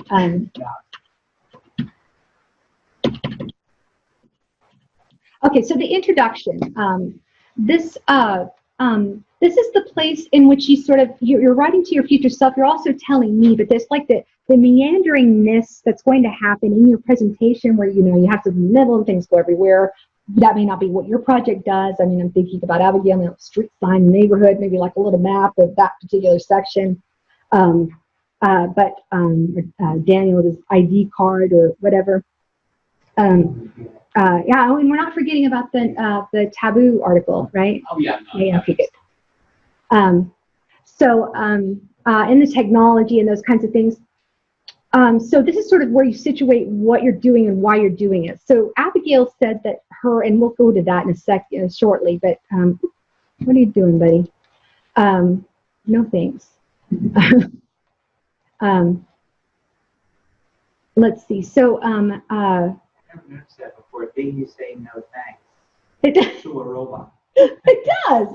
Look, You gotta Google. be polite to the robot. I know. Well, that's what, for all the times I've misspelled and Google says, what did you mean? I'll go. I can say no thanks to it. So we went through this last time. This is in response to the question that she asked, that she was exploring. How do tattoos influence society's perception of what makes a good citizen, inspired by the way that question is being asked by claiming the bicycle. And so we went through this before, but I'm just for a reminder, looking at questions like, for a rhetorical historiography, what do tattoos mean in a particular place or context or time? How do we know? And so she began by narrowing it down further to this particular set of tattoos in this particular area, sideshow in America at this period. But while she's doing that, she also ran across the article that I told you guys about that I think is fascinating, that Sarah, I think you should annotate, which is the story about the apparently the women who had been in part of the captivity narratives. They had been part of a tribe in around that same period and were tattooed by that tribe. They could make a good amount of money going on the speaker circuit, and check it out. Look at the story I have. And so women were doing fake tattoos on themselves to tell these stories. Is this familiar to you? You know this about this? Yeah. I've heard of it before. It's very interesting. So this is like claiming agency by falsifying one's ID. Yeah. Citizenship. So yeah, but like saying, hey, those bad guys, they took me. Let me tell you about how much they suck. So yeah, so I mean, but that's not quite relevant to what she's looking at, but it's still kind of cool for us to look at. Maybe it might mean something later to her. What's the connection with bicycles? Okay, let's take her in. So here is what I suggest you guys do with your introduction. You'll have an annotated introduction. You'll like a couple of pages that lead in. And so your starting places may be different, but her starting place was what Hallenbeck does. So okay. in Planning the Bicycle, I'll have to show you a picture of it, but it's this is the one from the 19th century. Do you guys want to tell Lisa what that book's about? Sure. The archive in question would be advertisement like that, but it traces the, so, I don't think it's an oversimplification to call it a women's movement around bikes. No, it's not. And adopting, because prior to women adopting practice, it was a particularly masculine one. You know the comical bikes with the big wheel and the little, apparently real hard to get on and like a masculine pastime. And then what we have now was an evolution of the bike. And then that was considered like less masculine to use. So that's why we have gears. Oh yeah, well before that, before the wheels were even the same size, like that was the big innovation. I forget the term they used for it. Safety bicycles. Yeah, probably. For the girl. Likely to fall off. And then the men who would use them would obviously be less manly, and then the women wanted to try to ride bikes. But in order to just ride bikes, it had to be tie it to nature as well. Oh, we're just getting out and in, like anything subversive That was here. part of the culture of travel too at the time. And then, like I said before, we said about the skirt with the pants and the patents around changing the bike because of the concerns about how the bike would empower women. So then they had to be still 100% like societal and women use this, but to ride a bike required patents and changes and make money for them, but then those questions are outside the scope. Right, but it's still part of it. So in a question like this, why rhetoric? What does rhetoric do that a study that doesn't deal with rhetoric would do? I mean, they want to look at. She was looking at exactly how language was specifically used to garner rhetorical agency within you. So, like, this change is happening. This invention happened. Now what? Well, the dudes are all about this damn weird ass bike, and they're having these clubs where they're like making it like weirder, like the hot holes in the It ground. was like an obstacle course. They're falling down. Their injuries. It's bananas. So they're like, this is so duty. It's so good. And women are riding tricycles. The tricycle. Slower. It's kind of, and they're trying to market it as, they're marketing it as, and they do this with the lady because she can go, but she's gonna just join like so slow. Heavy and slow. Heavy, like 3 times the weight. Did y'all sing Daisy, Daisy, give me your I'm half crazy, I'll put along with you. It will be a stylish marriage, I can't afford a carriage. You look sweet upon the seat of a bicycle built for two. Yes. In that. Yeah. And they're, Yeah. They put poems about, right, and then some of the articles, journal articles, women writing about it too. I heard too the way that particular woman is connected. Do you guys know about the woman that walked across America from Spokane to New York? And they did that ostensibly to advertise for a bicycle. Oh wait, yes, that starts with that. Yes. Okay, Helga. Yes, Helga. Yeah. Yes, she knows it all. So yeah, so. I don't know. You need this. But so rhetorically they're like so the guys are all men studies and up they're like, this is going to be manlier, and the women are like, ooh, that's happening. So that's kind of, they're doing a two-wheel thing. We're not supposed to be outside. These middle class women like that. We're just going to get the vapors if we go outside. But don't do too much. Right. That was in there. Yeah, that was in there. There was concern about the suntan. Yeah, absolutely in there. And build special, like, what is it? Visors, all sorts of nonsense. Yeah, you couldn't. How do you mount an umbrella to a bike? They're patenting this stuff. They're like, okay, we'll bring them. We'll bring the umbrella, but here's how. Yeah. And so we can go out, but when we're out there, like you said, this is interesting. That's travel rhetoric. We need some of that too, because this travel.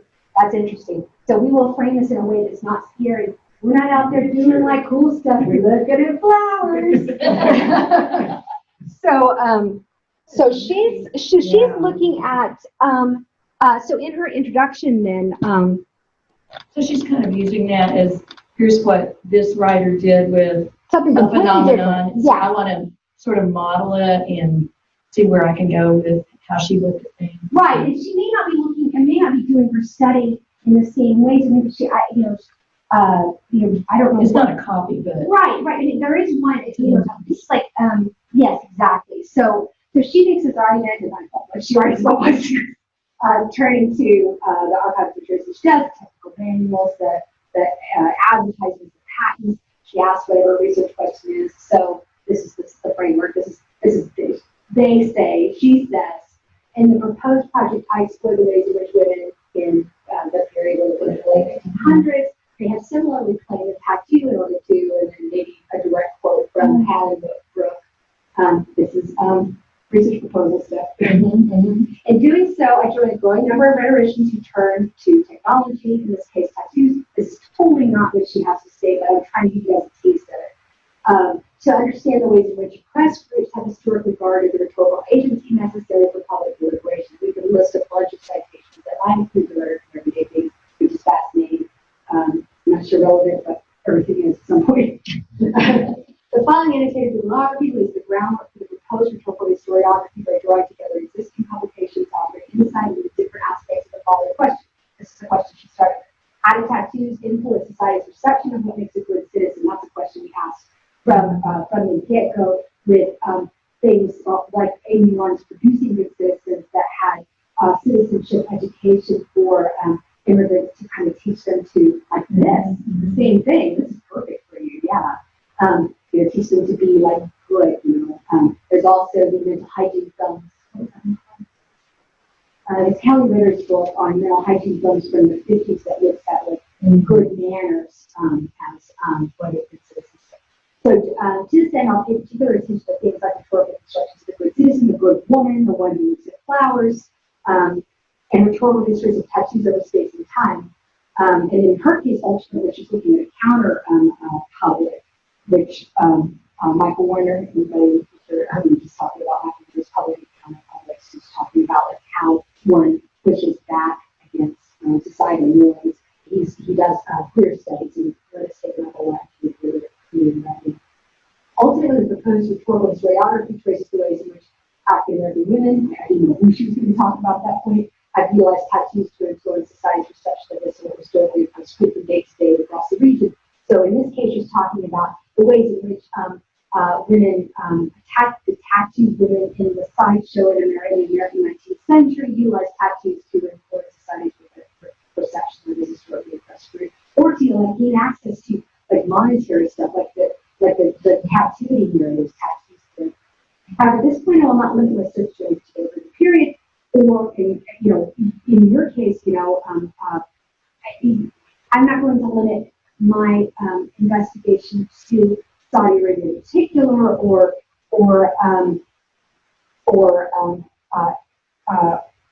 robots or whatever.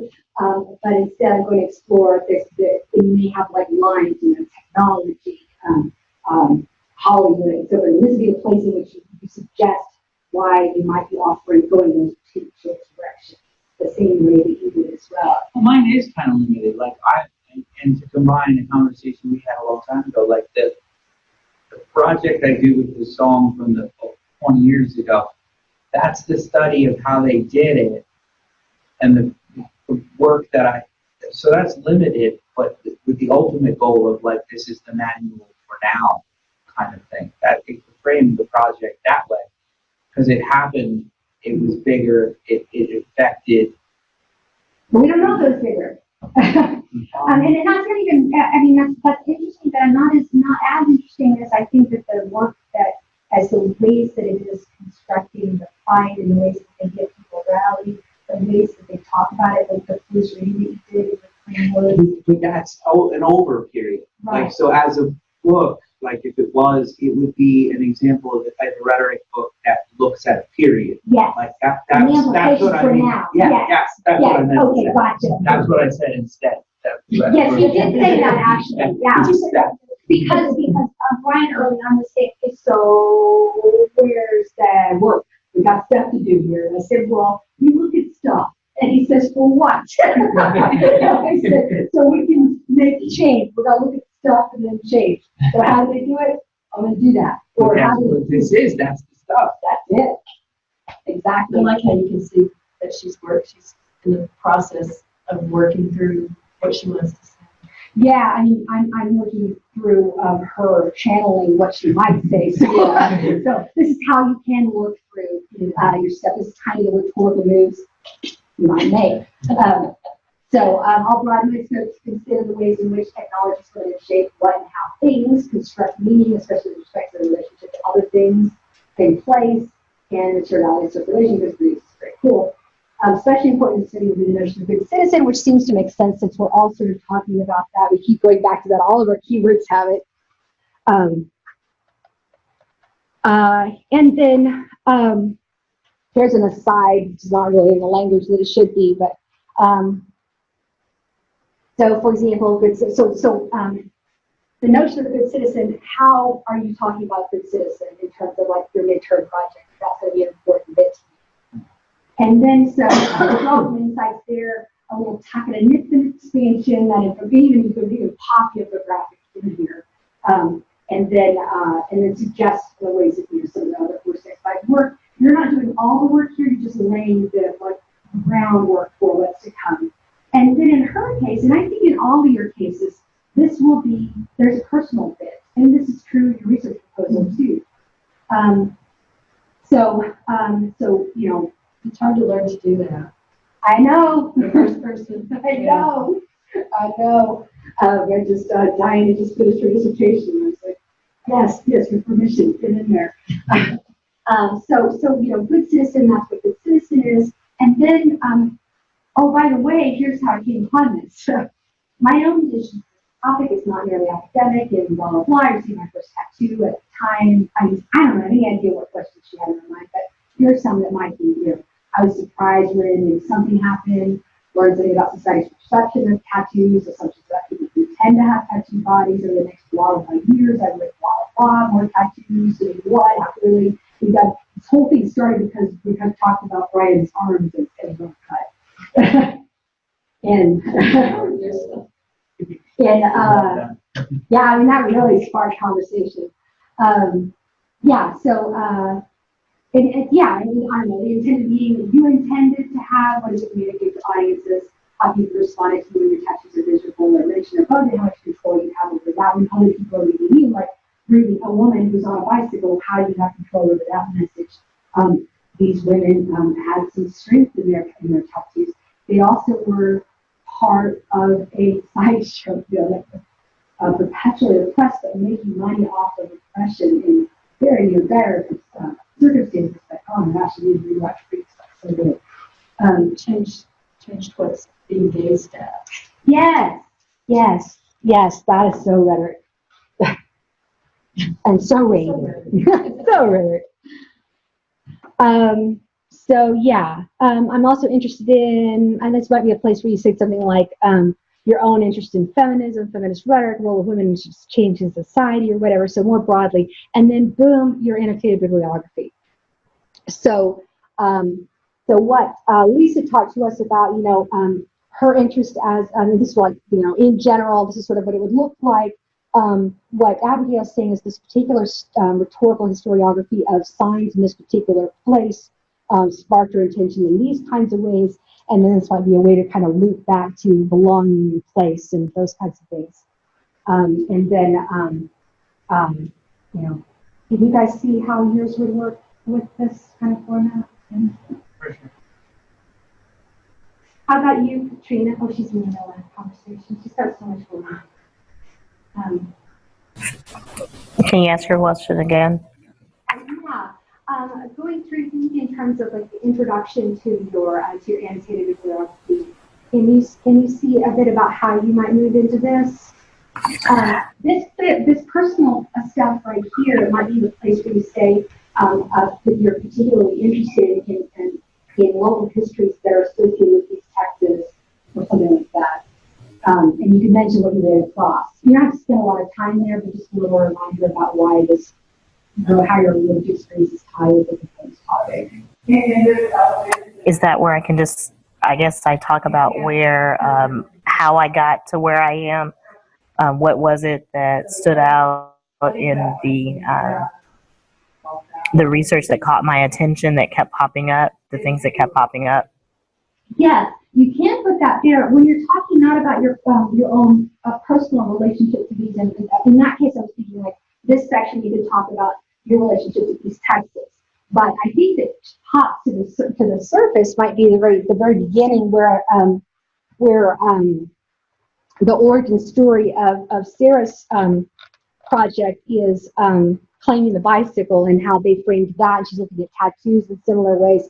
Yours could then begin with some argument that's associated with that, but in thumbing through the archives at Forney, because of my interest in East Texas, I was struck by blah, blah, blah, blah about the coding and the invisibility. And so situate that particular interest within the field. So, how oppressed groups have gone, or rhetorical agency, you're looking at instead how oppressed groups have just kept oppressed through rhetoric, by like, how do we keep them down? Because they're getting all uppity with this Reconstruction and all that. We got to make sure that is over.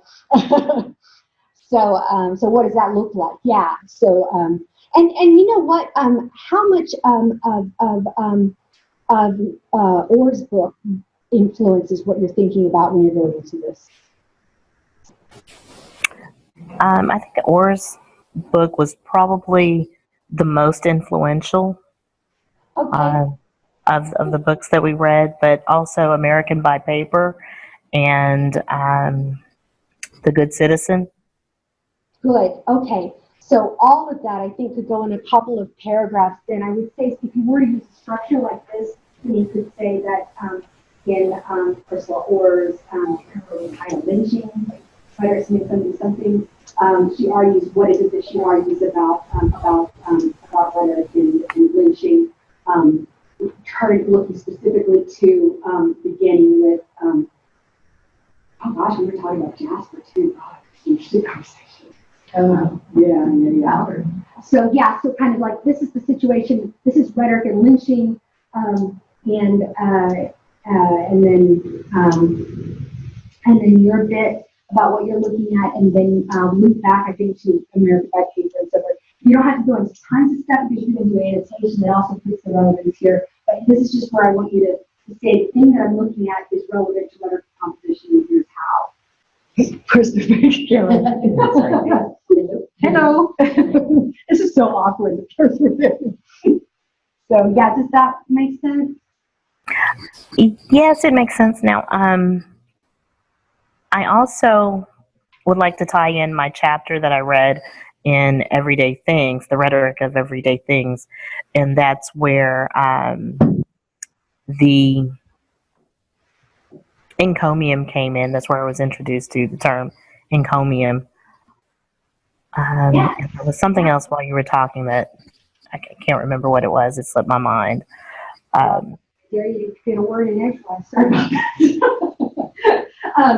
But yeah, no, that sounds great. In fact, you could even start with the courting thing if you think that that's more relevant. There is that you can't do this part wrong. I mean, you can do some things wrong, but these are totally exploratory. I just want to know that you know what rhetorical historiography looks like. You know how the kinds of things we've read feed into a potential conversation that you might have, given whatever thing it is that you want to look at. So you're looking at my back, but I'm looking at your face. It's fine. So yeah. So how can you guys feel already? Oh, I can do that? Oh, hey, it's a little late. Thanks for reading up. Anything else, guys? Okay, so you know how to reach me. I am so looking forward to these. Next time, there's a place for you to submit the whole thing. There's a place for you to submit your whatever it is you present from. Those of you guys who aren't going to be here, who are going to present elsewhere, you know, the screencast thing. It'll be a little bit longer than what we did before. I imagine 7 minutes, something like that. So the idea is that this thing that you present is going to be kind of a trailer for your actual creative bibliography that they might pick up. So the visual is great. And if you want to, I mean, you don't have to write like a traditional this thing. You could, like I'm thinking about, your branches thing, you could kind of link out to things, that invitations that would be relevant all over the place.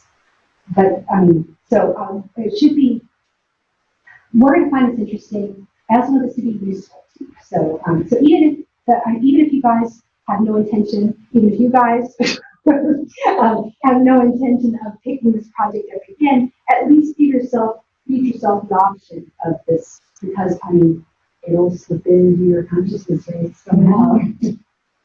I like doing that, the poster version we did one semester. I can't remember the class, but Yes. that was another sort of archival project. It was I looked at old quilts. Yes, that was such an interesting project.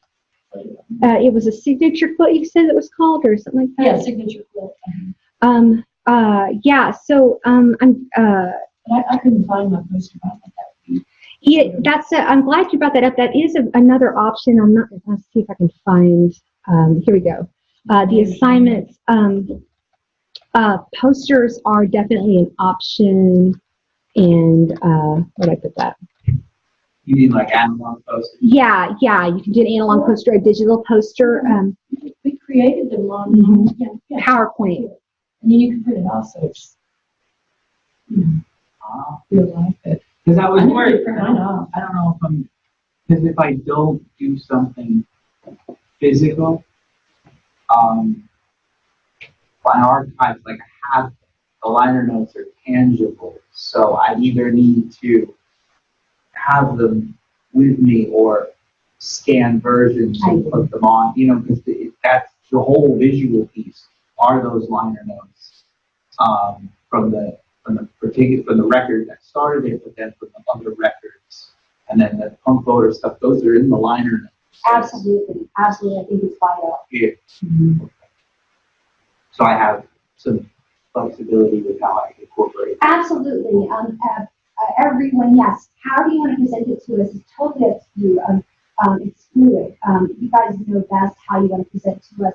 I'm only suggesting in terms of like situating it within the conversation, but it's going a lot of different ways, or it isn't. But you're the ones who know the starting place, and I think you all kind of visually to. You should have an ID card. I don't think she does, but she put it on the right, the chatbot has that citizenship or that residence card. That would be a really interesting start of central. I don't know, but I can see that. Even though it's not quite the right one, it's still the concept. Yeah. You could use that as a starting point and then find whatever they use in Saudi Arabia. Just put her face in it. Take a picture of her. What do you do? You arrested her? I think she's got like a Twitter account and stuff. She chats people, and then like she said, "Oh, I'm even a citizen of like it was like in Buddhism, like Shangri-La," and she's got like a little like made up sort of like passport thing for Shangri-La with her picture on it. Yeah. There's another rabbit hole that might be interesting is like fake Twitter accounts and personalities, things that have some identity that actually. I think she got like an spat with Elon Musk. Yeah, that's so cool. And hey, no robots, I want robots. We're gonna take over the world. You watch too many sci-fi. It's odd. Strange thing. All right. Oh, I catch you guys over. Okay. Anything else, Katrina? I'm sorry, I had to unmute you. I do have a question that maybe I should talk to you in private about, but I was trying to. Originally, I had sketched out on my piece of paper how I wanted to present this as a Projem Nesmata exercise. So maybe if you have some time tomorrow, I can call you. Yes. Absolutely. Let's email tomorrow's. won't have a window except in the morning, but let's talk. Okay. Okay. That's good. I'm going to stop sharing, but. Oh, look, I can see everybody real big now. Hi, Hey, y'all. look at everybody. All right, so get a quick look and it's over. Bye, Bye, guys. guys. Thanks, Katrina. I'm glad you found us. Thank you, Marie, for helping her find us. Thank you. Should we keep abandoning her in a room? Bye, Katrina. Bye. Oh, hey, yes, I'll share your emails. Lisa, yeah, sure. Excellent. Okay, thanks, guys. All right.